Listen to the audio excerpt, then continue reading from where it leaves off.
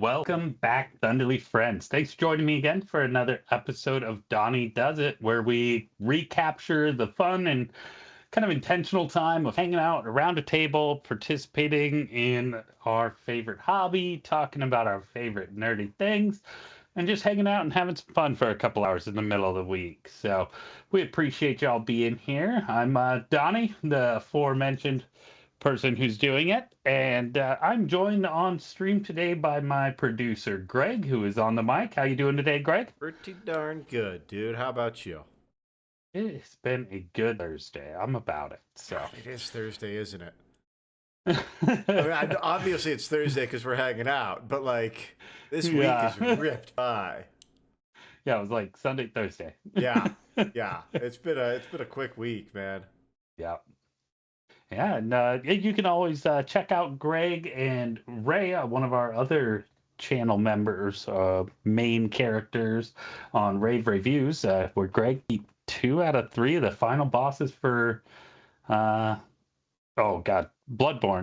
last night, right? No, those weren't final bosses. Those weren't part of the main story. Those were chalice bosses I beat last night. So there are still 3 or so real bosses. I still have to beat Orphan of Kos, who... You were getting pretty close. Like, you were consistent, like, getting half. Yeah. So I'll get it. I'll get it in the next week or 2. Yeah, I mean, honestly, you were closer from what I've seen than you were on that previous boss you were fighting, the woman. So, yeah, you got this. Yeah. No, I'm not worried. It's just a matter of getting it down, and he's got a couple of attacks that kept getting me that I need to be better about timing. And I'm always just impressed. Like, I've tried playing them too hard, for sure. I appreciate it, dude. They are. It's definitely a different kind of challenge than what I'm used to. Yeah. All right. Well, we are listening here to Creator Mix still, correct? From YouTube? Yeah, Creator Mix from YouTube, Spotify, and all around coming in. So if you enjoy the music, check that out. Just we always like to thank the people that help make our streams possible, and that's one of them. But yeah, otherwise, another thing to check out from us is weekly we do a cyberpunk tabletop game RPG, and we're 10 episodes I think in now, maybe a little more, and it's been a lot of fun, a lot of cool things happening, a lot of cool things about to happen. We pre-record that and release it on Mondays. The last episode re-recorded. I don't think I've ever seen Mike that surprised. And that's saying something, man. I just assumed he was setting us up for that. Like, so did I. I thought he's like, okay, like he's handing us all the tools we need to make this happen right now. Let's make it happen. Yeah, like I was sitting there like, because I ended up kind of catalyzing that a little bit. Like, once you guys beat up the, I don't want to say anything too much, but yeah, like all of a sudden it was like, I'd been like so methodical for like weeks now. Like, just be good. And we've got a slow burn plan going and we're going to do this. And then all of a sudden it was like, never mind. Like, It was, go. that was a really, I think that's probably one of the coolest single moments in this arc so far, because it's also like, we've all been playing our more or less individual stories and we haven't had that much full team time. And that's one of the few scenes we've had where the whole team can actually come together and act this. Yeah. And of course, instantly we act it. Oh yeah, oh yeah. We did the dumbest possible thing as fast as possible. But it definitely was a peak moment for this season. Yes, very much so. All right, so we are mixing it up again here, as you've probably perceived here on your screen. I've got a big boy on the table here. And this is a guy I've been working on for, I mean, it's probably been almost a month. I've been kind of plucking away at this guy, and he's gonna be my first actually competitive painting entry. I'm far from being good enough to be a like contender in it, but it's a part of the process as a painter is kind of what I'm hearing and being told is to improve you got to challenge yourself some way, and partially, and you've all seen that this stream is a vehicle for that, for me to challenge myself to learn new techniques and expand my tool set. And this model has been kind of a where am I really at if I push it. And yeah, I mean, I'm just, that shield is so cool. I don't know if I got that well centered, but I know that shield is epic. The cloak is so rich and deep. And like, yeah, it's just see if I can get. it's a very cool model to begin with, and yeah, it's definitely the best work I've seen you do. Period. Yeah, I am very, very proud. And yeah, and amazingly, I'm still like, I said it last week, I'm like, the sword's looking really good. Like, I mean, I look at it, I'm like, no, that looks great. Like, I I'm was just happy with thinking that. that sword looks amazing. And then every once in a while, I look at it, I'm like, I need to just redo it entirely. Like, Oh, to be an artist, right? oh god, so fun. But yeah, no, he has been just a blast to paint. So, but as you can see, I've got the base still completely to do. And this is the standard scenic base that comes with it. And I mean, it's more detailed than most models on its own. And yeah, I mean, this is an awesome model. This is why you pay for Games Workshop models, things like this. But not that, like, there's not a million creators making comparable content, but it is the way it all goes together is super nice. But you can see in there, like I was saying, there's like tiny little bullet shells. It's crazy. And I gotta say, I don't know what I did differently this week, but the camera focus is so good this week. Yeah, Like, yeah. I hope Whatever you you all are did, seeing it's this. it's popping for sure, man. This is the best setup we've had yet. So we're getting there. I think lighting just makes a world of difference. Lighting is so huge for digital cameras, especially. Yeah. All right, so we are going to get started. So we have a couple main areas here to focus on. So these are the Watchers in the Dark, and they are actually based the color they are now. They're going to match the cloak. We have the little skeleton. Now, the way I interpret this is not a like skeleton. This is a statue that's fallen apart. That's kind of what I figured. It looks like you're treading through ruins here. Yeah.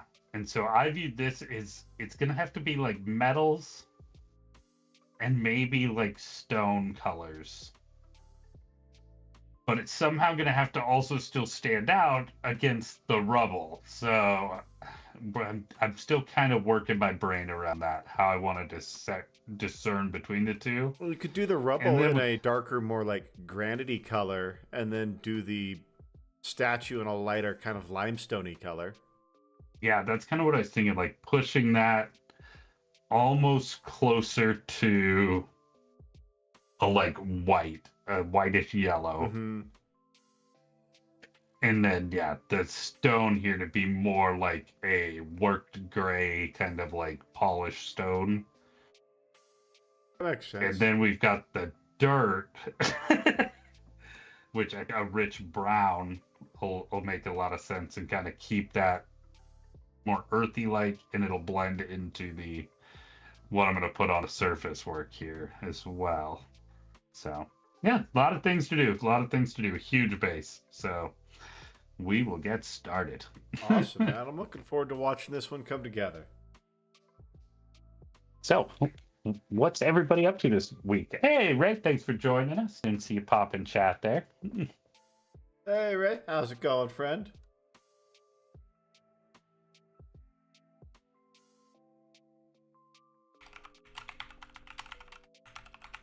Make sure I give a shout out in chat there real quick. All right, so where do we start? That's a good question. How do you decide where you're going to start? So, best practice is you work inside out. So, do any of the details that require you to get into crevices, then do the crevices. I did do some paint before the stream. So this base, you started out the white because I was out of black primer, and noticed that my first prime job on it was not great. But my choices were then to paint it tan, green, or white. And so I just painted it white. And then I had already undercoated the rest of the model this purple color. So yeah, I just did that just before joining. It's fashionable, man. Yeah. Painting nails is for rookies. It's about painting the whole hand. Exactly. You just dip your hand in a bucket, and then it stays on the nails because that's a hard part. You just flex your hand, and the paint comes off. Yeah, that's what I do when I do my toenails. Dunk them in there, baby. Take a shower. You're all good. Nice. It's not the most cost effective. Tends to make a big mess too. Landlords hate this one trick. That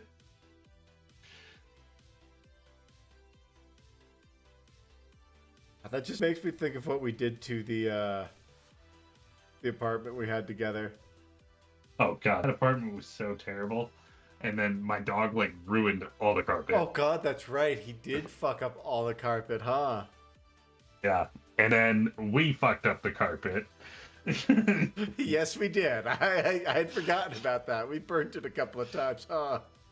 Yeah, we patched the big hole in our living room with carpet from the closet. And then they were like, it's cool, we're replacing the carpets anyways. No, we freaked out. We did so much work to like pull carpet straps from the corners of closets and shit to patch that hole.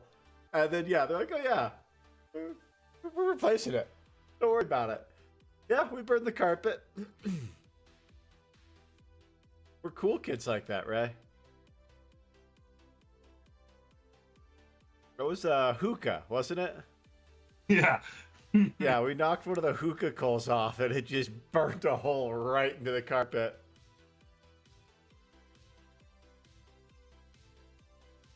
God, hookah bars were such a thing for a minute. Nope. I wonder if there's any still around. I know there was. They absolutely are. Okay. I haven't seen one in a minute. I'm trying to think where I saw one. I think it was when I was in Florida.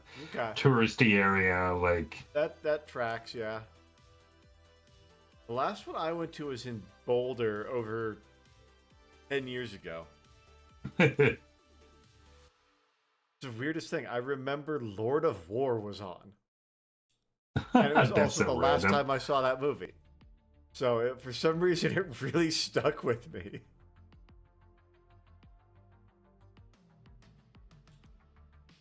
Good movie, from what I remember. Wasn't the first time I saw it. But I could go to watch it. It's the Nick Cage movie. It's going to be a certain level of decent and terrible all at once. It's going to be entertaining if it's got Nick Cage in it. That's also accurate. Like, he gets a lot of hate, but he is a fun man to watch work. Yeah. Like, I've always been a fan of Nick Cage. Like, he's definitely not the greatest actor, but you can always tell when he's having a good time. It's kind of like Keanu Reeves. I was actually just going to say the same exact thing. Great minds, Donnie. he has zero dimension. Yeah. I will watch everything he's in. Like, Yeah, you no, know, he- like He is a very, very flat actor, and he doesn't put a lot of depth into it. Not saying he doesn't try, but it's just he is him. Like you can't separate the Keanu from the character most of the time because he's such a big personality. yeah. Well, he's also just so like it's not repressed, but like suppressed maybe. Like he's either like off the wall, like you know, dude, where's my car? Or he's Wait, Keanu you know, was in Dude, Where's My Car? you're right. That's not dude, where's my car? He was Okay. what was a time traveling thing with Bill and Ted. Bill and Ted, Okay. that's I was it. gonna say, man, like, look, I know Dude, Where's My Car is a stoner movie, but like, I feel like I would remember Keanu being in it.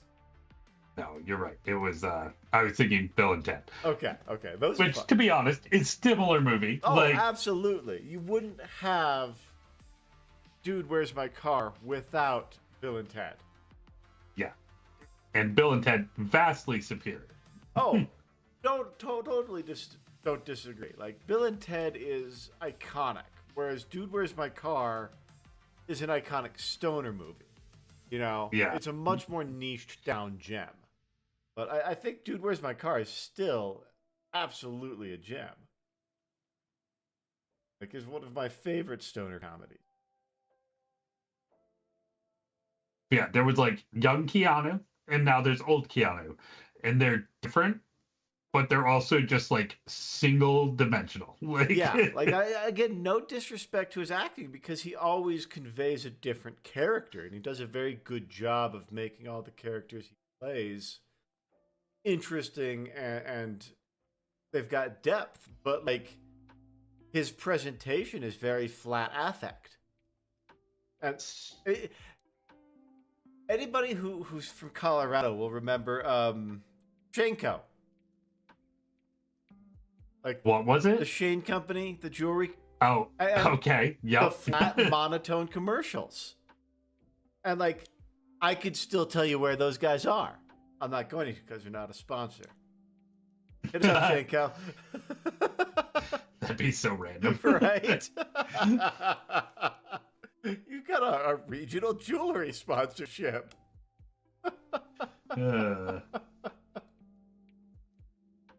Oh, but yeah, it's he's one of So my I just watched a Keanu movie with Seth Rogen and Aziz Ansari. Oh, that's where he's like an angel or something, right?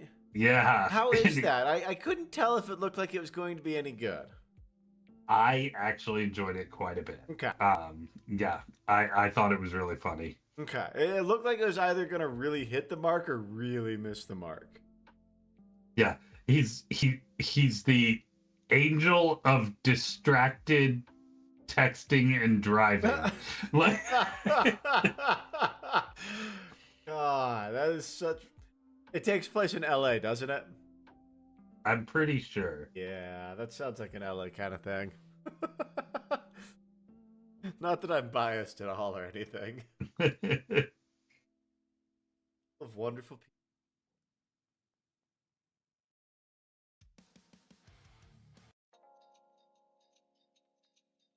And to be fair, Ray, burning the carpet, low on the list. Yeah, Like, yeah. I mean, we put a couch through the window. okay, I know I brought paper towels in here. That was while I I'm going worked there insane. too. That we put the couch through the window. Yeah. I can't say for sure, Greg, but I'm pretty sure you're getting let go abruptly later was not unrelated. I mean, looking back, probably, but I'm still gonna choose to blame the athletics department of the school. It's an easy way to justify not watching college sports. Which we didn't watch beforehand either. No, but that's fine. No, but now I can say I have a reason. We didn't put holes in walls really, other than like nail holes. Nail holes, yeah.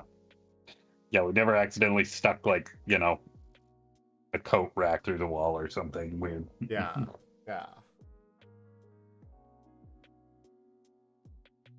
But yeah, no. Oh, I just found the other paint I knew I forgot I needed.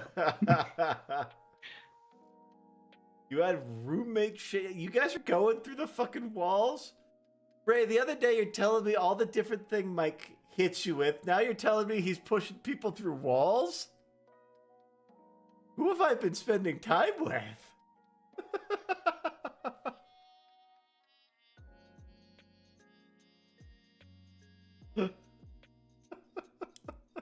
Well, to be fair, I'm imagining with it being Ray and Mike's apartment, those holes had a lot to do with networking. Oh, you're thinking like land holes. Uh-huh. Okay. I'm thinking that, they were people-shaped holes from tripping and falling and stuff like that. I'm not saying he's not Ray. I'm just saying you haven't painted the most flattering picture over the last 48 hours.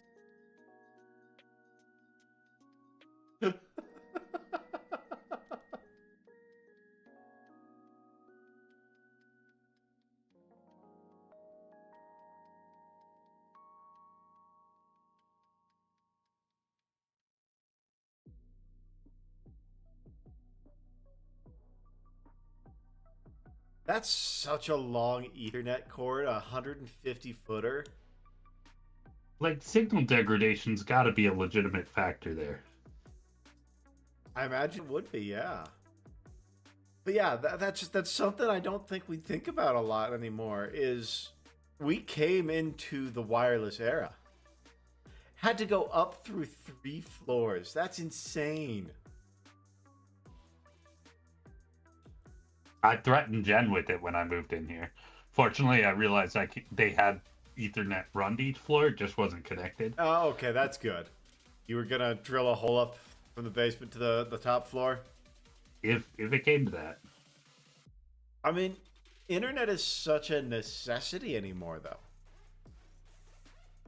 Like, it's one of those things that is so pervasive that like the internet goes out and you're like, oh god, I don't know how to live anymore. The other day when I was working remote, internet went out. Oh no. I was like, well, hopefully nothing important happens. I'll do it from my phone. Yeah, yeah. It's wild that we went from the era of you had to dial into the internet to the now, good old days. if the internet on your computer goes down, you can pull out the internet in your pocket.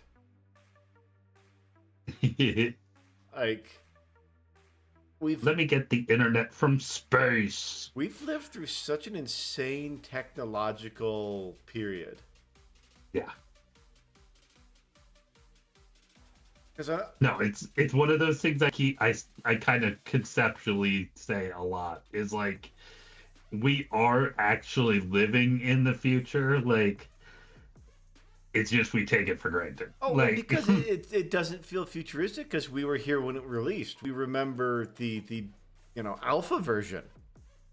Well, and it also is paired with vast dystopia as well. Well, but I wasn't going to go there yet. It's not even half an hour in.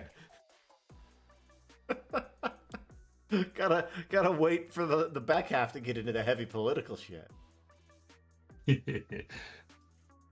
Wait for some of our Europeans to join us. Exactly. Really get that Discord going. Discourse?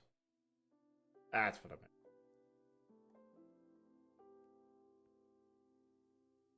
So you working on any hobbies today, Greg? Not today. I've got that holster I need to... I think I figured out the dye job I'm going to do for it. I got to do a little bit more cooling on it. I think I'm going to add just a bit more texture. And then I'm going to take it over to my dad's to dye it because he's good. Yeah, I don't want to gas myself in the cats again. Again, I love it. Yeah. I mean, only the once. Also, I definitely didn't send any of that down my drain. It's a rental, man. Like, It is. They're charging you that $500 deposit regardless. I've You might normally as well gotten earn them it. back, actually. There's one place where I didn't get it back, and I left that place trashed. But technically, they pulled the lease from us illegally, so fuck them. Yeah.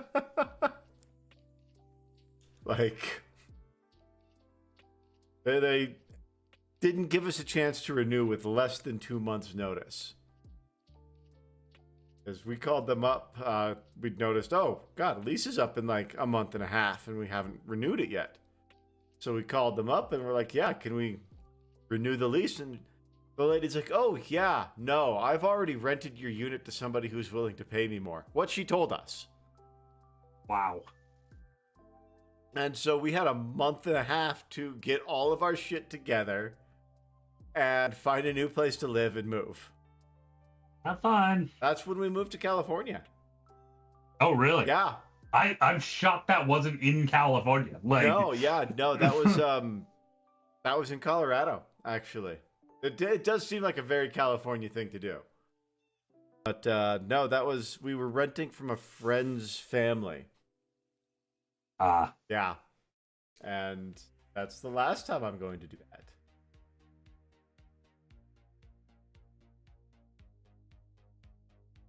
Yeah, that one was that was a rough move.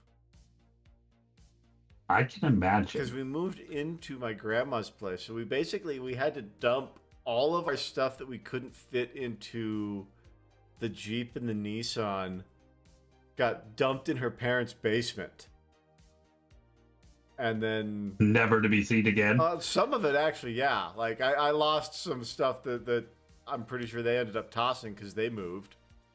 And like, why would you move your daughter's ex's shit? Just throw that away. I get that. No, like.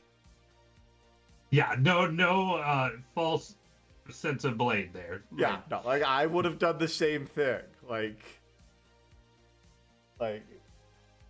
But like, I'm also bummed that I don't have the first bike I did a big ride on, you know? Yeah. But what you gonna do? I mean, at the end of the day, it's stuff. You know, I have the memory I did of the ride. Yep. And I have a bike that fits me now, that I can actually ride. High school Greg was a slightly different size and shape than 40-year-old Greg. Yeah. The B18 again. I wasn't even 18 at that point.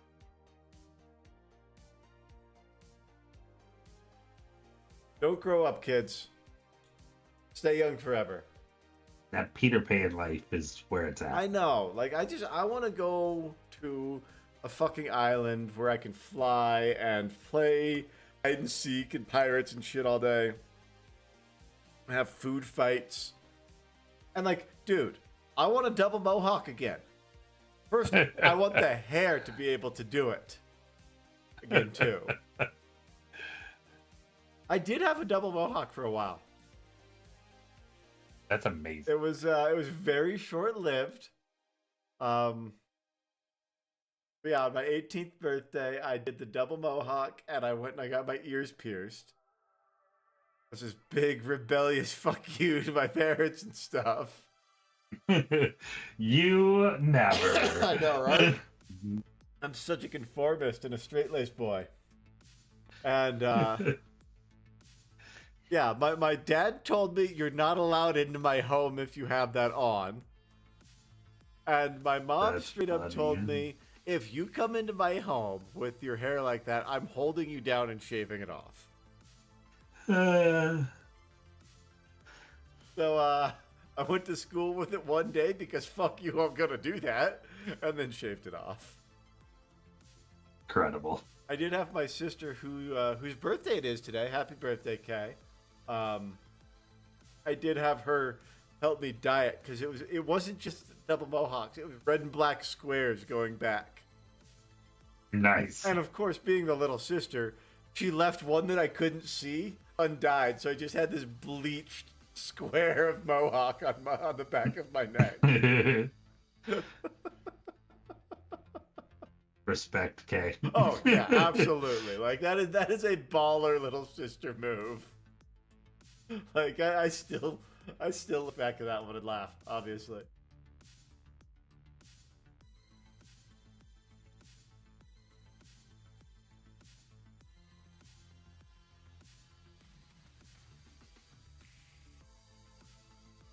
I've done some silly things with my hair. The way I look at it, dude. I mean, maybe this has come back to bite me in the ass, considering it doesn't anymore. But I used to think it's hair; it'll grow back. Yep. To be fair, I still clearly do that with my face. Sunshine says that doesn't look like Sterngard, Donnie. They're sitting in the background. Yeah, see. They've made progress since last week. I was saying earlier, I got all the gold done. I've got half of the black done and all the green done.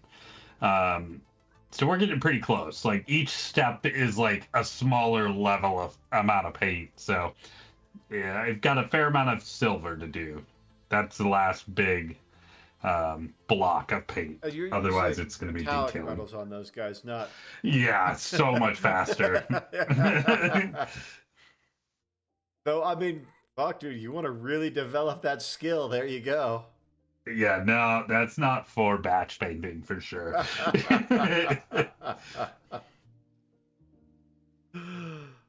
Oh.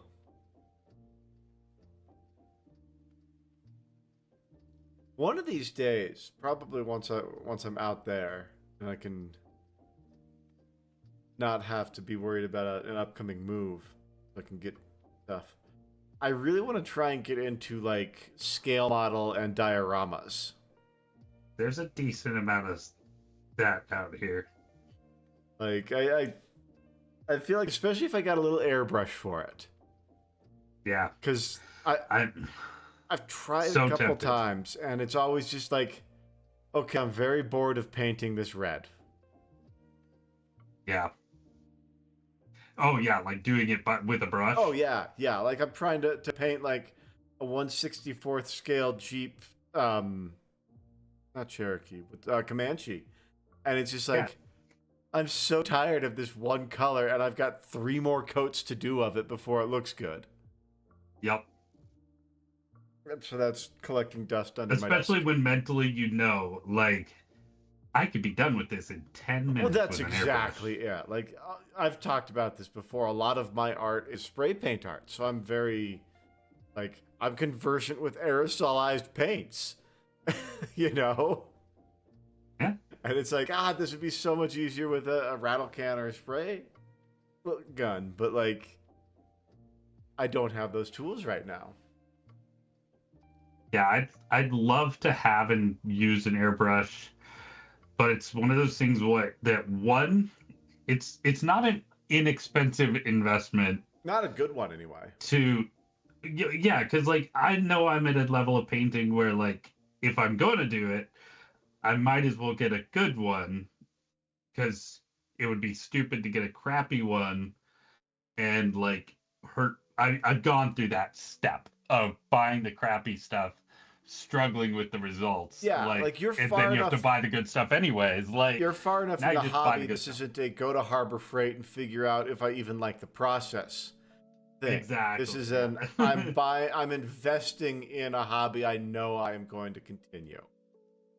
Like, and there's nothing wrong with the go to Harbor Freight and try it out thing. I've done that for a lot of different types of tools. You know? Yep. And especially if you're just getting into something, get the cheap stuff. Figure out if the process is something you like before you find yourself in a hole for $1,000. Yeah, like, are you actually going to use this enough time to justify the cost of this? Like, yeah. Or is this just a hyperfixation? Yeah, like I've got fucking tools that I have used twice over a decade, because when I bought them, I was A, in a place where I could, and B, convinced myself that I needed this for my craft or my hobby or what the hell ever. you know, and then I used it for the project I was on, the hyperfixation that passed, and the tool collects dust. Yep. I've done that many times. No worries, Sunshine. Sometimes you gotta do some outside work. It's so beautiful out too. Like it's gorgeous today here. Somehow I felt like it would be. It's windy as hell here today.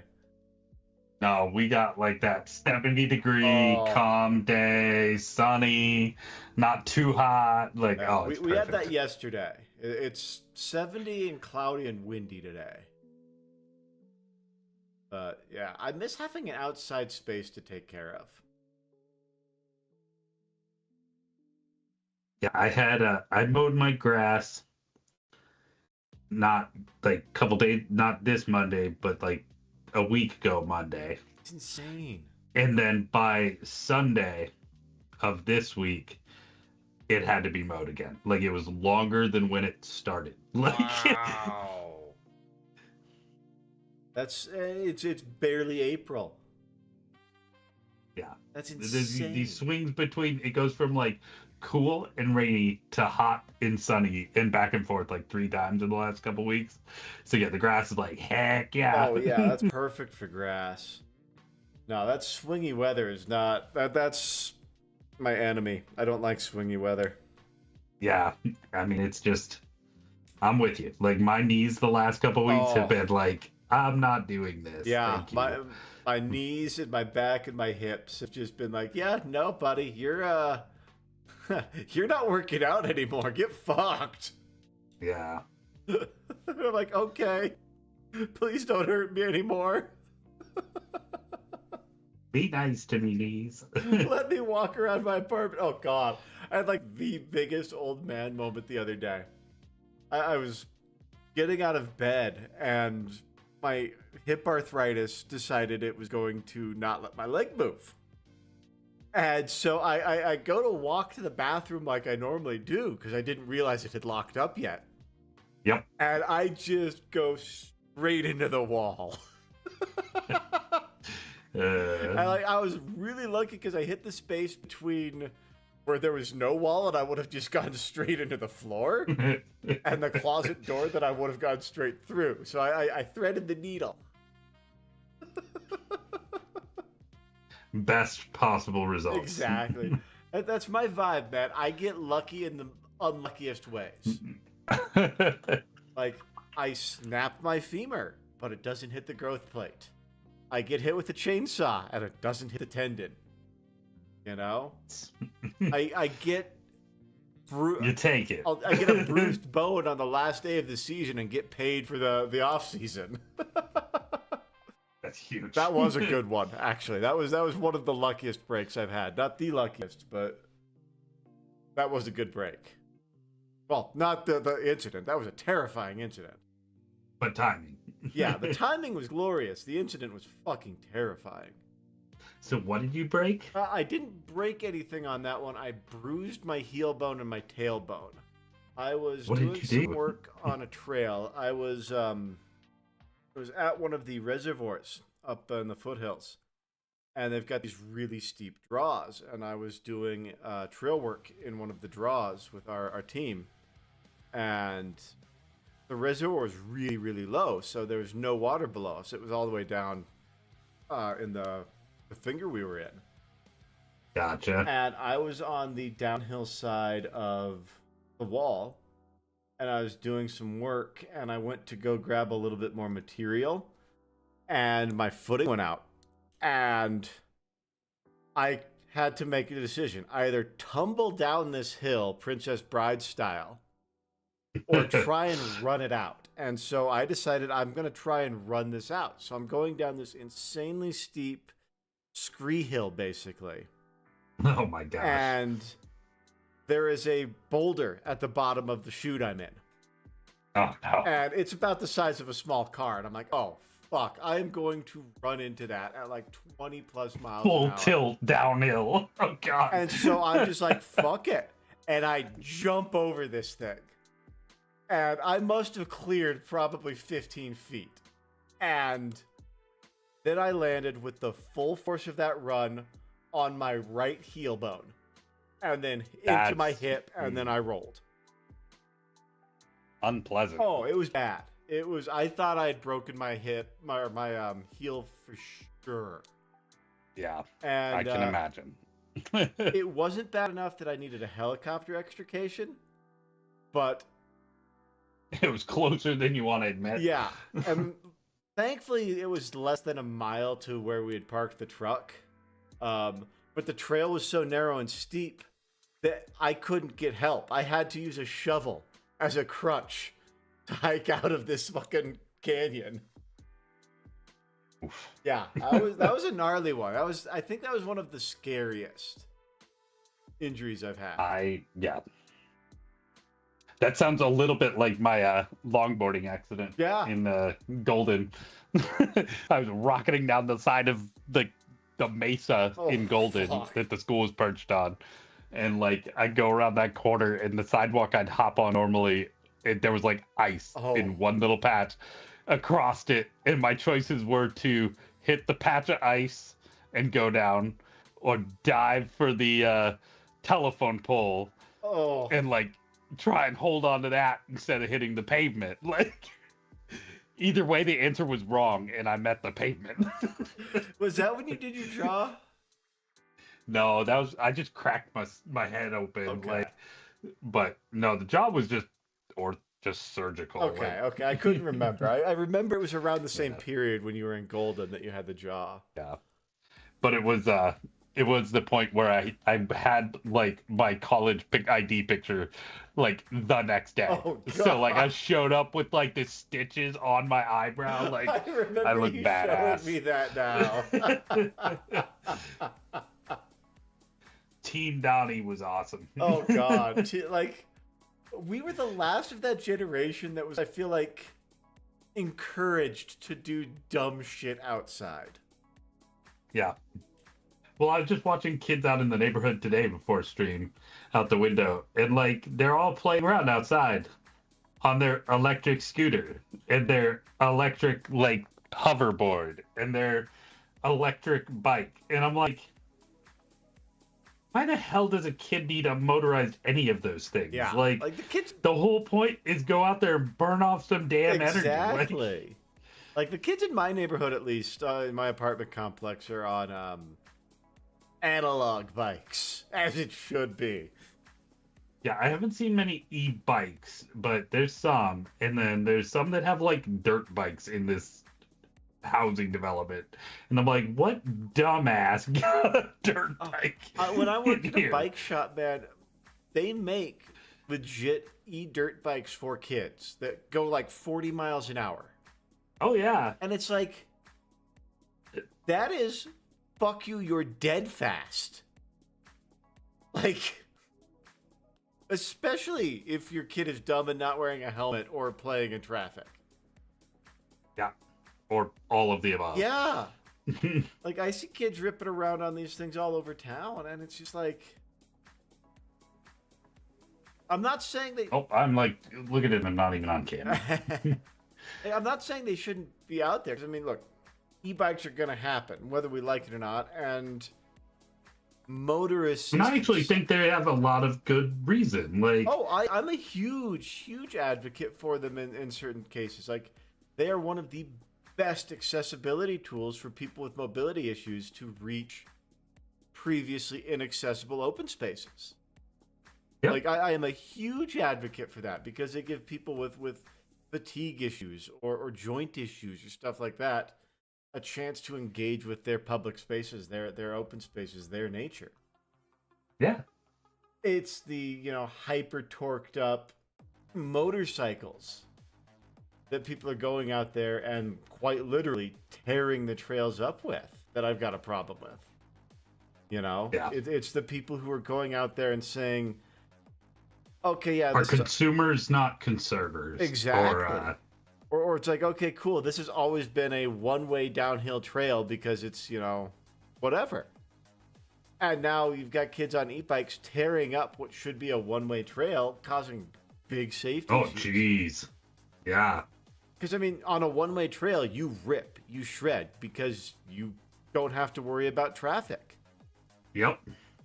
And then you go hit a little hipper, and next thing you know, there's some kid with a 50, 60-pound bike coming up, and your bike is sideways, and you guys fucking slam. Not that I've ever had And to you're deal starting to with that. make those choices of tree or 50-pound dirt bike with If kid you're on lucky, it. if you're not like in the air when the kid comes around the corner. Yeah. Like, And don't have any decision-making power. yeah, it's like, all right, cool. Am I gonna try and hit him with the tire, or is the kid getting the foot? Like, yeah. The other problem I have with e-bikes is more of a consumerism with cheap, dangerous electronic goods being shipped over here and burning shit down. That's the... That's less with the e-bikes and more with any battery-powered device. Yeah.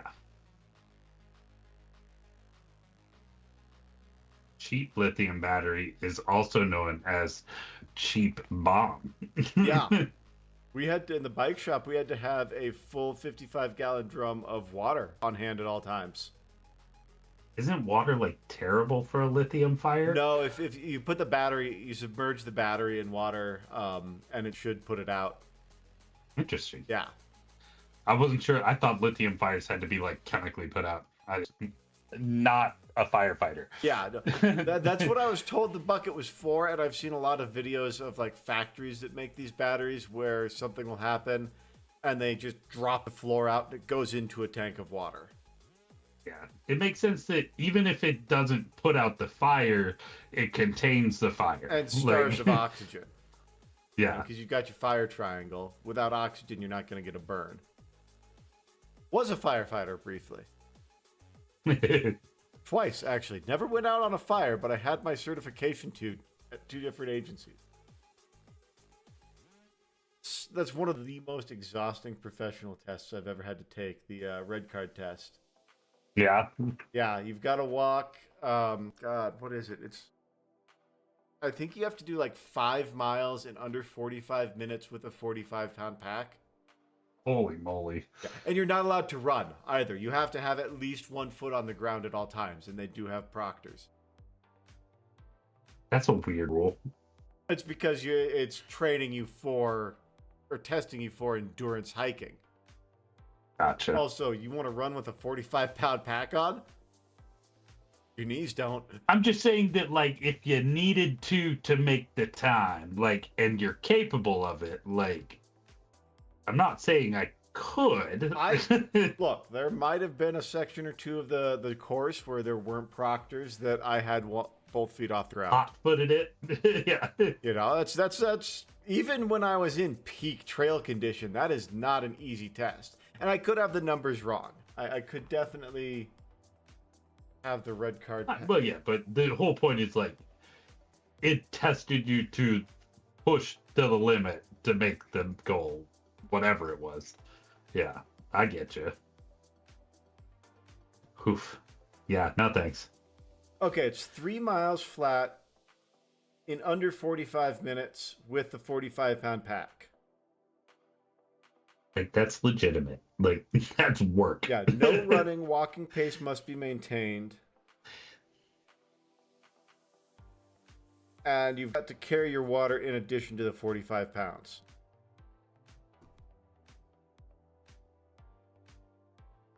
Like, it's not brutal. There's definitely much more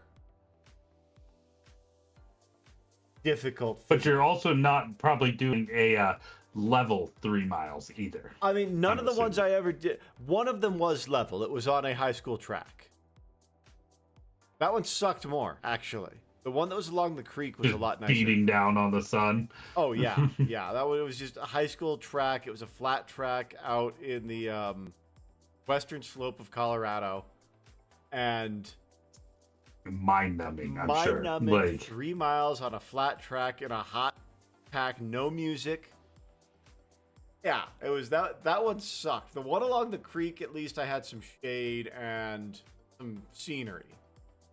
Yeah.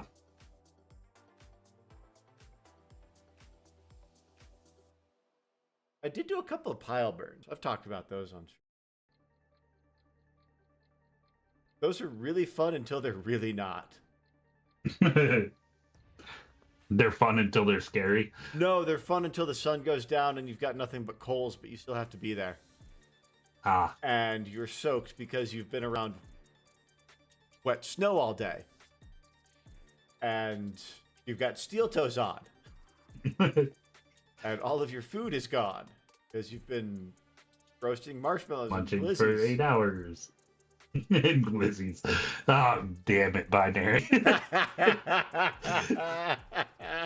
That word has fully infiltrated the TLG Discord now.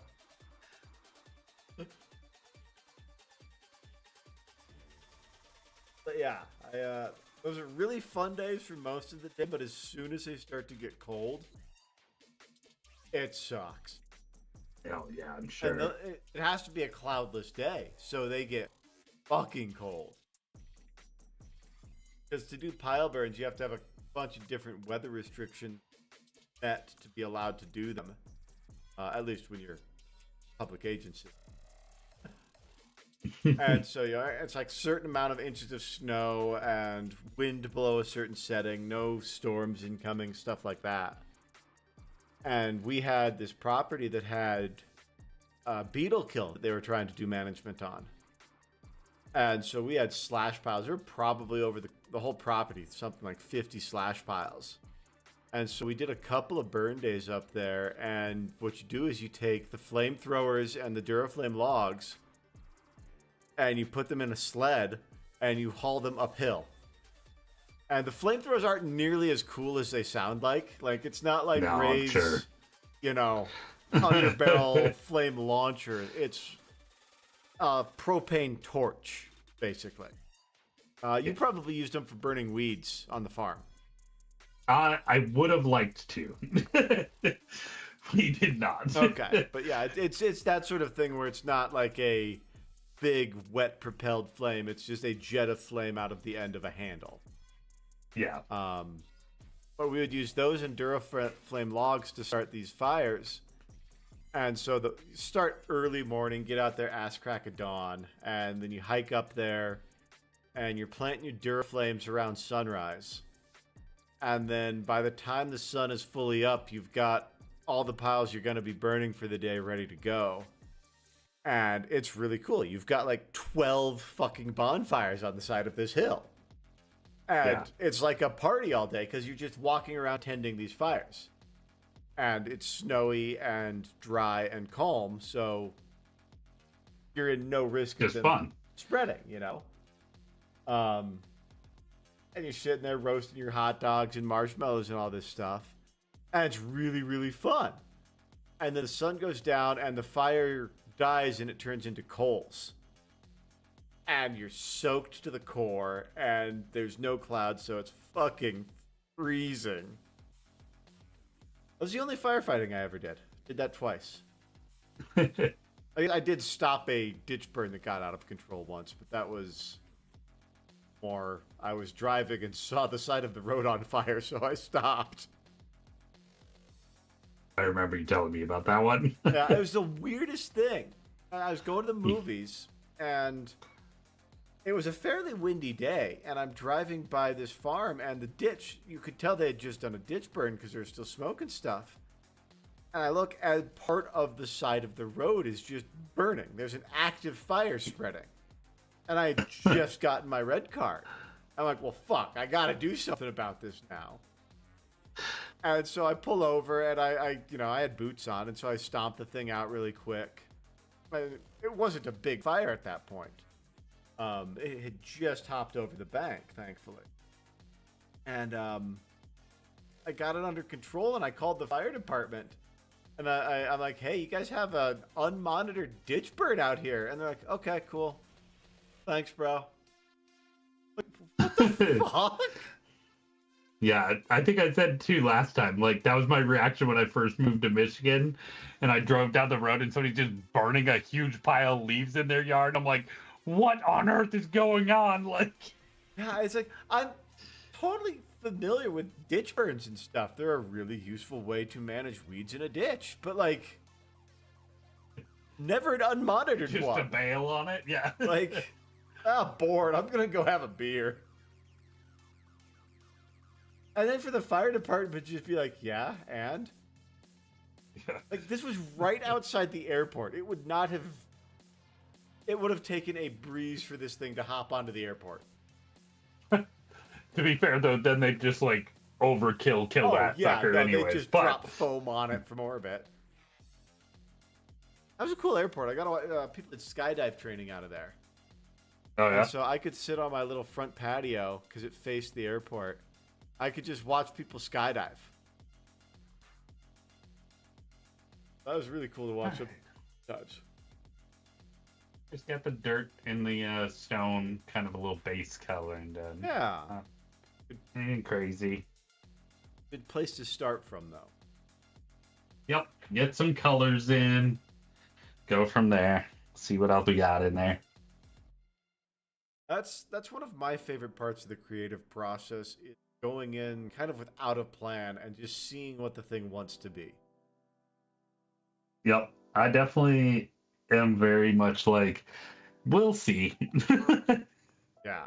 That was one of my favorite things to do in trail building was rock work, because no two rocks are the same, and it's like a puzzle gonna trying to stack figure it. out where does this one break, or where does this one fit to what I already have built, or how can I use this rock in this structure? Because all I would start with is I need a retention structure here, you know? Yeah. And then it's cool. What can Ma Nature provide for me to do that with?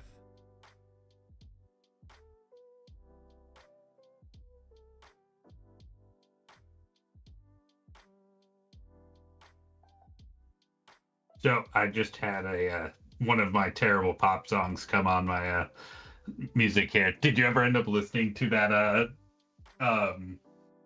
Miley Cyrus album from I I put talked it about on and last did week? some chores. I didn't like listen to it, but it was Yeah. definitely like it was good chorin music. It felt like Saturday get shit done rock.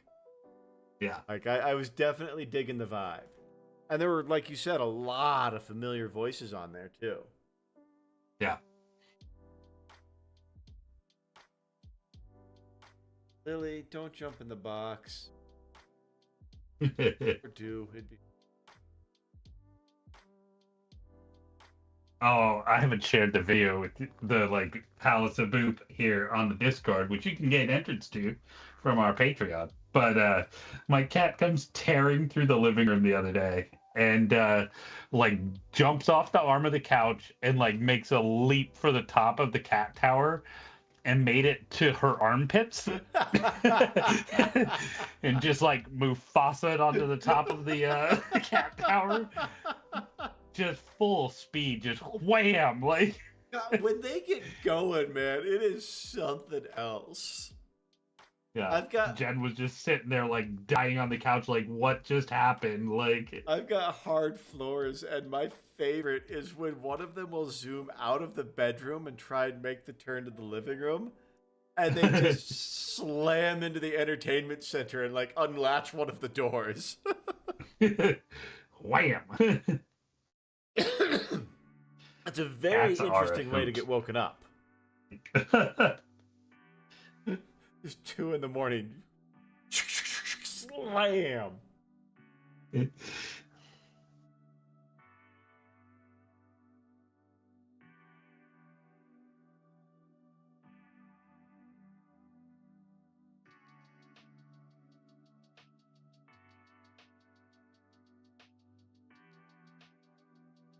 You're good.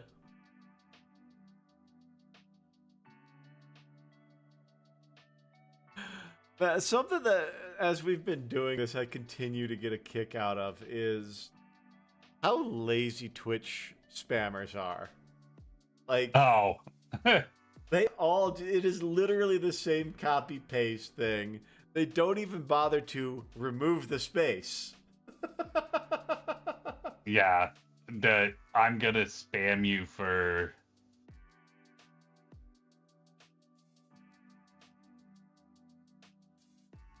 But I think my favorite is, hey, I just put your stream on and I'm driving home right now. When I get home, I'll pull up with the full crew. Add me on Discord. Yeah. That's the one I see the most often, other than my viewers at Streamboo.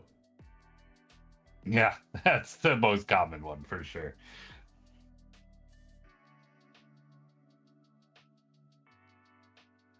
It's such a weird space, the streaming space.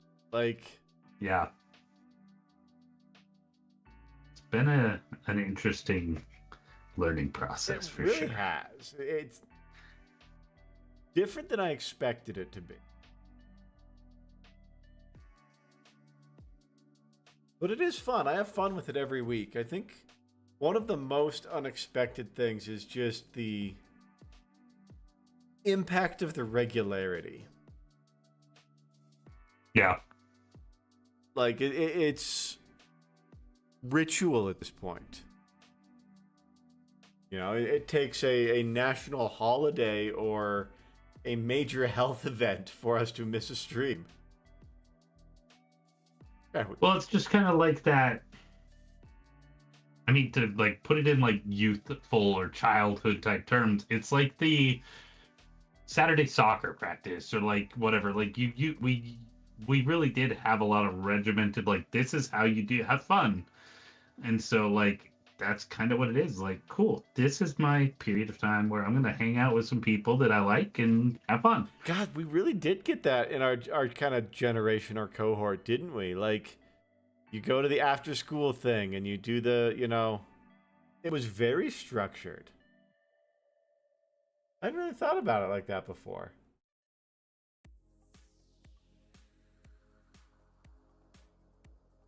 But yeah, it's like you go to martial arts club, or you go to soccer or hockey practice, or band practice, or you know what. And I mean, I think part of me always saw that was a management technique for parents to be able to get their kids out of their hair and productively occupied and not, you know, out on the street causing trouble. Yeah. But also, like, it's interesting thinking about how that impacted our entire generation into almost needing structure for play. Yeah. Like, that was actually the point I was going to say, is like, and how like we also abandon that as adults. Like, we realize, like, we forget that, like, we forget how to play. Like, Definitely. That's something I've been interacting with a bit as I've played video games on stream. My relationship to playing video games is changing a bit. And it's weird. I have to remind myself sometimes, like, no, you're not on stream. You're playing a game right now. Have fun with it. You're not like creating entertainment. You're not trying to do something. You're playing a game alone to have fun. Play a game alone to have fun. You know? So I just picked up Planet Coaster 2 because it was on sale. nice. And I enjoyed the first one. I like I know you like your city sims. I like my theme park sims. I got Planet Coaster on the computer. Yeah. I have not put much time into Planet Coaster 2, but I've got it. Yeah, I run into the problem I run into every time I boot up anything like that, where it's like the blank canvas issue. Oh god, yeah. Like I boot up a new park and either I can't do exactly what I want to do with one of the pre-made maps because of probably something I don't understand in the interface at this point, honestly. But like, if I can't do exactly what I have in mind, then I just have a big blank square and I have no idea where to start. Oh, I get it. And I get so overwhelmed by that. And there's always part of me that's like, no, just make a generic ass, you know, Americana theme park where the draw is the rides. And that feels a little boring to me. So I always end up going with, I start with a fantasy one. And that's the one I'm working on right now.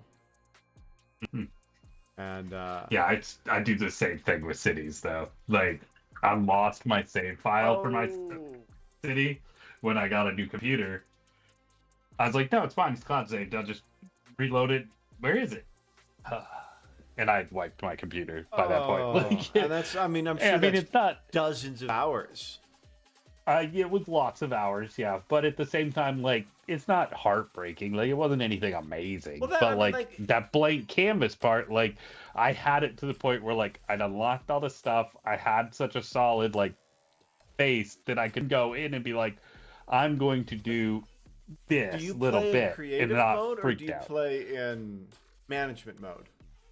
I play in easy management mode. That's where So I they, find myself playing too. yeah, where it's like there is some of it, but it's not like if it's totally unstructured, I really hit the wall. Like where it's like, oh, I have literally look, no restriction on my creativity. Fuck, where did it all go? yeah, that's where like, oh yeah, I don't have creativity. Like, I've got it, but it's I don't get to pick when it comes out. It's not. yeah, I haven't done the work of learning how to turn that on in a kind of professional sense, I guess. yep, At the very least, not in management sim mode. Like I can make myself do all of the Thunderleaf creative stuff. I can no matter what mood I'm in. Okay, that's. I can do the writing for that. I can do the copy generation for that, and the shorts and all that stuff. And like I guess I can role play. That's a creative outlet that I can do on demand, but spatial stuff I need to be in the right space for it. And I think that the management games we play are definitely spatial problems. yeah. And I think for that kind of spatial problem, I need a little bit of structure to like shape my vision a Exactly, to little bit. build it Like, around. Like yeah, I need a little bit of an injected why. But like, give me something to accomplish with this map, or give me a goal or a challenge to overcome with this scenario. agreed. You know, like I love the idea of having full creative control and being able to just make the park. And when I've got those moments of, oh, cool, I know what I want to do, I definitely jump on those where it's like, I'm going to dive in and work on this corner of my canvas because I know that I've got that vibe right now.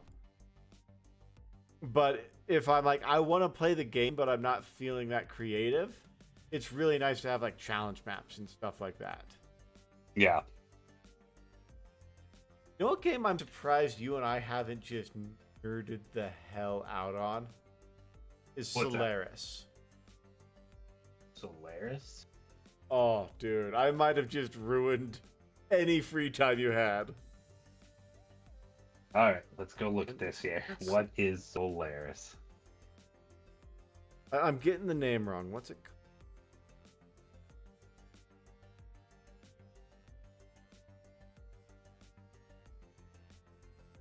Stellaris. That's what it is. Stellaris.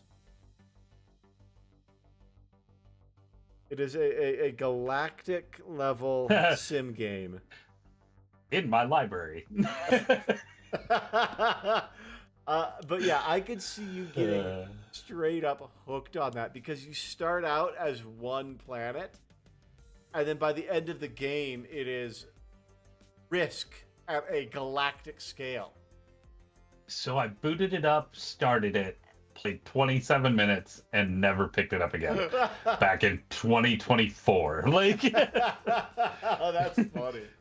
My one complaint about it personally is DLC reliant, and they are not cheap. But yeah, it's a space management sim where you're managing the evolution of your species, and you get to pick what species you are and stuff. yeah. And they've got different traits and all this cool stuff. And it was very much. I've spent a lot of time in that. Yeah, I feel like that when I got in, I was like, oh, engrossed with the character creation.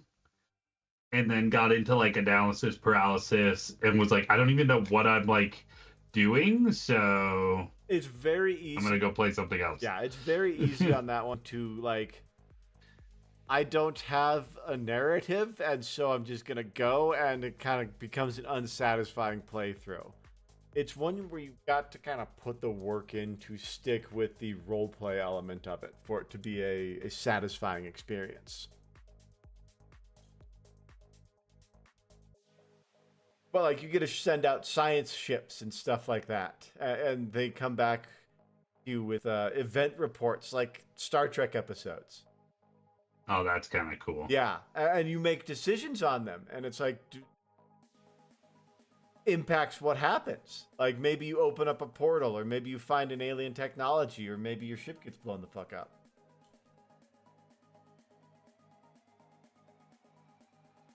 Or maybe they fell into a temporal anomaly, and like 300 galactic years later, you're gonna get a science ship back. Where the hell did that come from? Oh, look, I love how like Steam gives us insight into people. Yeah. Looks like Binary's played 7 hours of that one. Okay. Yeah, I've played it on Game My Pass. buddy from England has played 68 hours of that one. There you go. There you go. He was my Rocket League trio partner with my brother. Oh, nice. I had some fun with Rocket League. I've posted my shame about Rocket League. You've got a couple hours in Rocket League, dude. The sad part is I have way more in Valorant. I played a lot of video games in my COVID days, and then when I got that I was working overnight delivery, so like my schedule was kind of like opposite of everybody. Oh. And I wouldn't change my schedule. And I'm a perfectly happy, independent person. So, like, I just stay on nights. And so on the weekend, like, what do you do from 11 to 5 a.m.? Play video games alone. Yeah. No, I get it, man. And if you don't want to play alone, you play online games. And see, I've never been... I'm not the friendliest with gaming strangers online. Yeah. Like, I've had... I don't get too friendly, but... I played a ton of, like, Counter-Strike and Overwatch and Call of Duty, and I was super, super into it for a while. But I always found myself running up against that. If I want to do better than I am right now, and if I want to get more out of the game, I'm going to have to go on mic. And I just don't do that. Like, yeah, I realize how ridiculous that sounds given Thunderleaf. But, like... I almost never use comms in the games. And it was always frustrating. And I ended up getting frustrated enough by being at that weird midpoint where, like, if I want to get more out of the game, I've got to put more into it. And so I get that. I walked away from the online gaming because it wasn't worth it to me at that point. Yeah. You know? And, like, I've been missing it a bit lately. I've been kind of wanting to get back into it, but... Well, you know. Oh, I know. I am always ready. I know. All I gotta do is install Valorant, and I'm gonna get a ding from Donnie. I did try Valorant briefly, and... See, but you did console. Did I? And that game is so not console. I think I did do console. Because it was before you got your new rig. Yeah, that's right. It was definitely console, because my last rig wouldn't run it. It would have, but... Not well. Riot's really good about making very resource-light games. I told you my aunt was at their headquarters the other day, right? You did? Yeah, what was she doing there? She was talking to a senator about one of her upcoming TED Talks. And they went to Riot Games to do that. That's crazy. Her whole thing is video games in education. Oh, okay. That's what she does for a living is work on that. and that's what she. Is she collegiate then? I think so. Yeah, she's. So I can't remember exactly where she teaches. I know she was at Gonzaga for a while. I don't know if she's still there. yeah, But yeah, like she's testified before Congress and stuff. Like she's very passionate about how powerful video games can be as an educational tool. well, it's huge, and like I think as terrible it is, just look at the U.S. military. Like It's, I mean, they trained their pilots, all this stuff, millions of dollars of real estate. Here's an Xbox controller. Oh, cool! I can fly all the drones. and I think especially with our generation, like we learned to learn in those environments. Like, Yeah, math blasters and Mavis Beacon and like those were our problem-solving crucibles. That's where we learned the art of thinking about how to solve a problem. Even beyond the specifics of learning equations or specific philosophies or whatever, like our entire generation learned how to learn in a digital hybrid environment.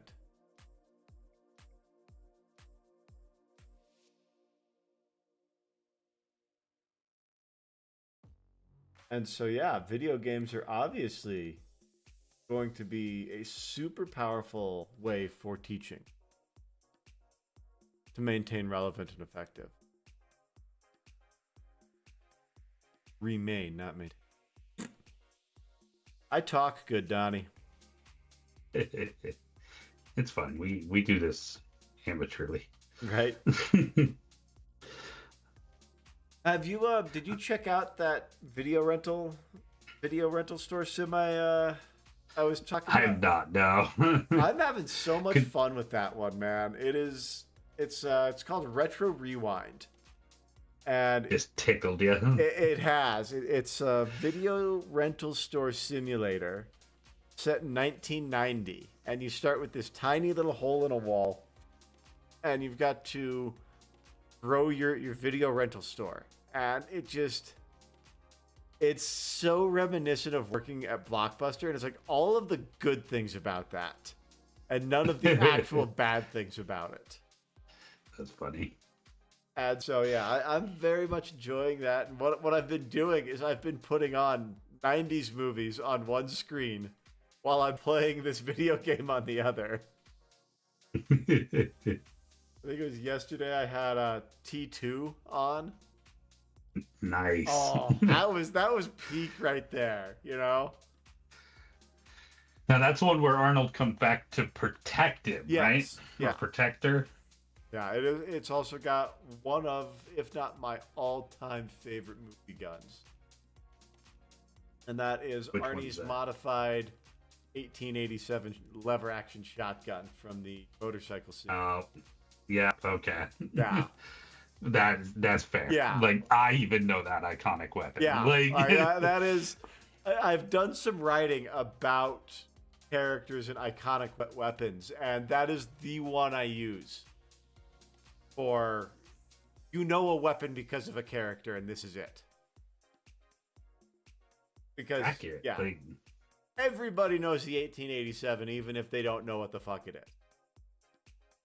And it's because Arnie fucking does that badass forward one-handed flip on the motorcycle. Which is so freaking cool. Something I've been thinking about, cowboy guns, like Western guns, like lever guns and single action revolvers, were so much safer for that sort of thing. Like, you can't do that sort of thing with a modern firearm. But, like, if it's a revolver and it's a single action, if the hammer is down, you could pull on the trigger all day long and ain't a goddamn thing gonna happen. You know, with a lever action, if that lever doesn't fully cycle, it's already gone boom. .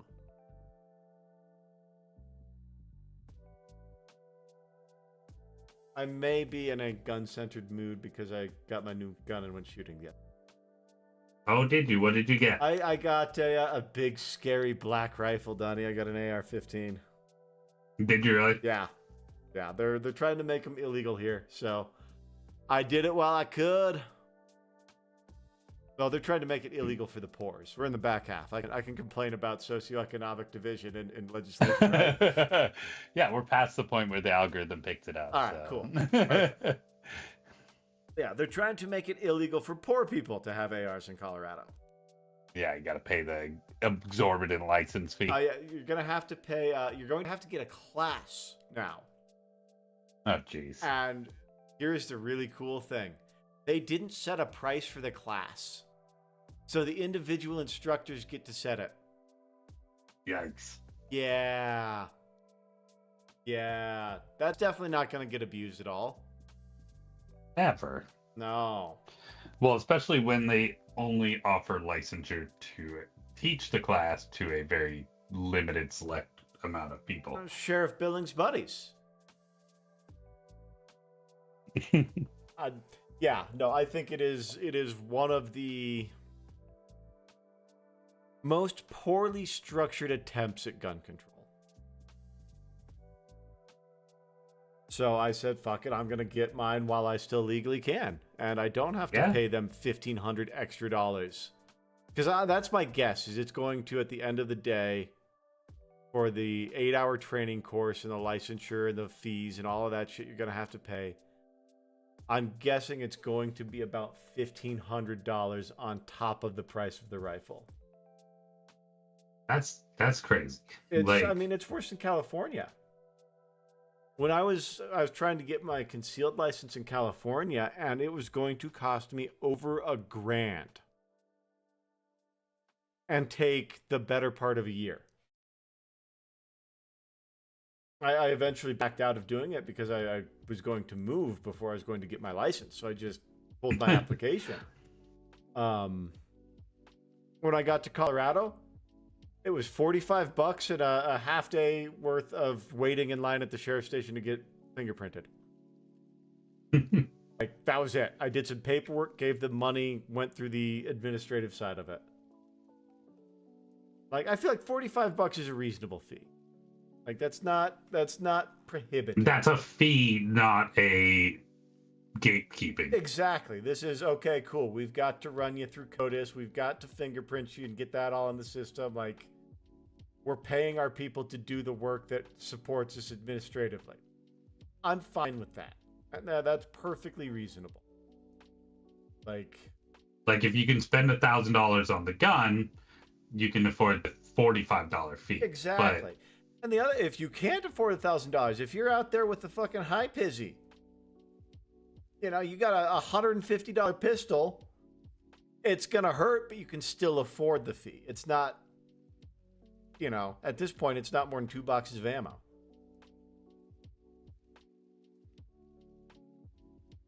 Yeah, it's a very fun rifle to shoot. I got it all set up and I got it rough zeroed. I'm impatient when it comes to zeroing a rifle done. That probably surprises you, huh? I couldn't tell you what that means. I'm assuming it's like fixing the aim on it. Yeah, but... getting your optics or irons to point where the barrel points. Yeah. Yeah, I mean, I've got it rough zeroed so that at 50 yards I can hit a 1-inch group, which is not great, but not bad. Sounds pretty good. It's some of the best shooting I've done in a while, so I was actually really happy with that. For a fairly budget rifle, I'm very, very happy with what I got. It wasn't the cheapest rifle they had, but it might have been the second cheapest rifle they had in this platform. But I've learned over the years, especially for stuff that has high demand, never ever go with the cheapest option because it will be more expensive in the long run. Yeah, you're buying something to buy it again. Exactly, exactly. So I decided I was going to go a step up from the cheapest one they had. And I'm very happy with it so far. It's been I mean, I've only had it to the range once, put about 100 rounds through it, but I only had one failure to feed, and that was an operator error. There you go. I had one, it might have been a light primer strike, but it also might have been a dud. So, but yeah, I mean, no issues with the rifle. There you go. It's so hard not, like, they're so customizable. It's really hard not to want to, like, just go trick it the fuck out. But I've told myself I am leaving this one bone stock. This is my beat around, leave it in the Jeep if I go camping kind of rifle. You know? This is not a competition accuracy long distance rifle. This isn't some, you know. If I do tactical, you can hear the air quotes, I hope, training and stuff, it'd probably be the rifle I'd use for that. Yeah. You know, something that I don't care if I beat the shit out of and scratch up. Because I'd be a lot more upset if I scratched the paint on a $1,000 rifle than if I did on this one.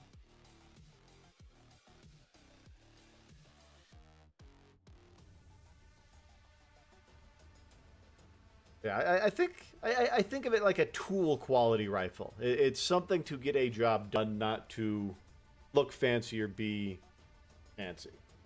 Yeah.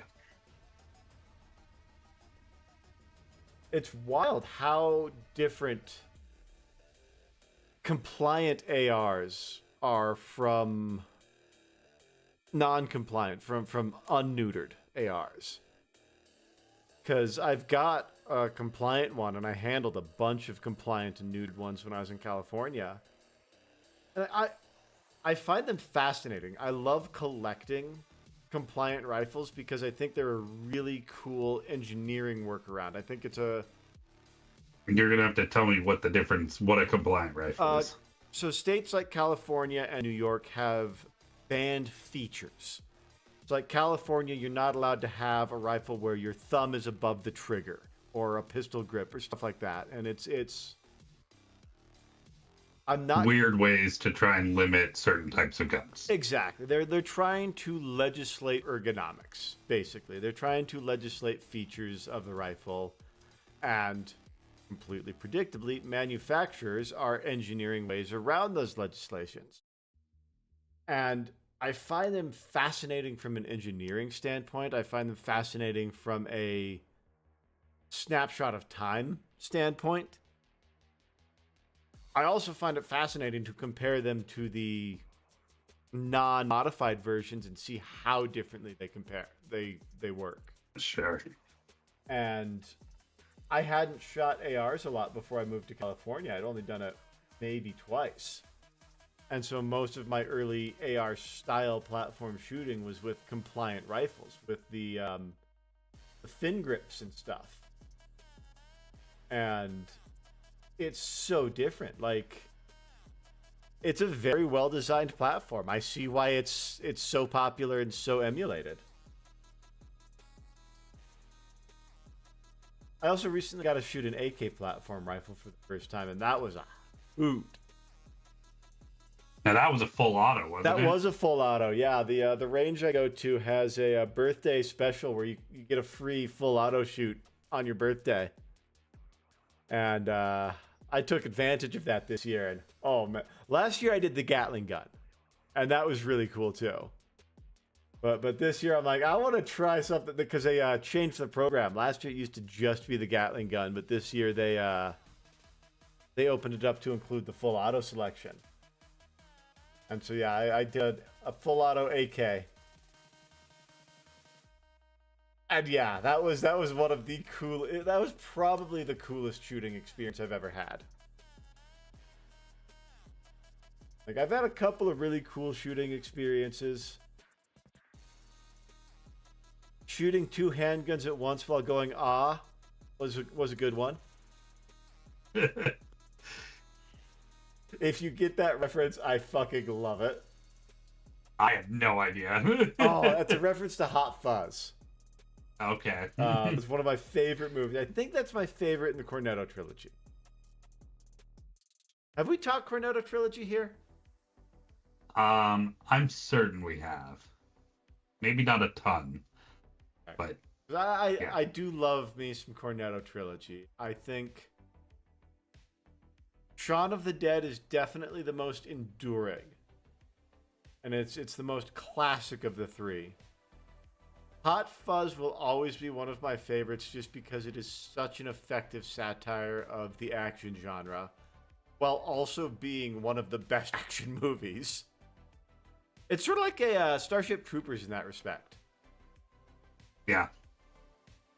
The World's End just felt... So that was the one that I think I saw once, and I was just like, eh. I've seen it twice, and it was just sad. Both times. I think part of that is because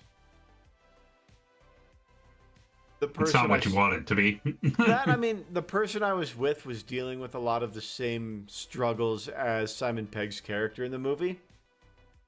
And so it made it really bittersweet and difficult to watch. Gotcha.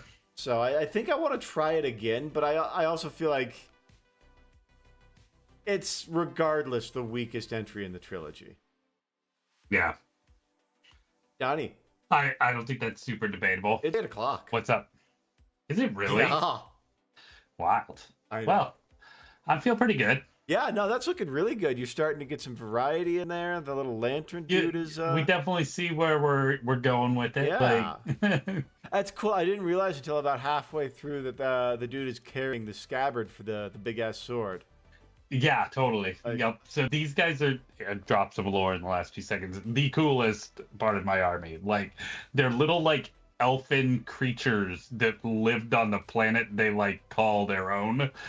And they're like, you guys are kind of cool. Just hang out with us and eat bullets for us. And they're, like, weird mystical creatures that absolve, like, psychic damage. Like, that's why they kind of remind me of the little fountain dudes from Bloodborne. Yeah. But yeah, well, in that case, yeah, 8 o'clock. That's a wrap, folks. We're done for this week. Thank you, those of you that are still here, and those watching later. Please hit that like and subscribe button, and we will see you Sunday for Rave Reviews at 9 p.m. Eastern. So thanks, everybody, and have a great day. Thanks, y'all. Catch you on the flip side.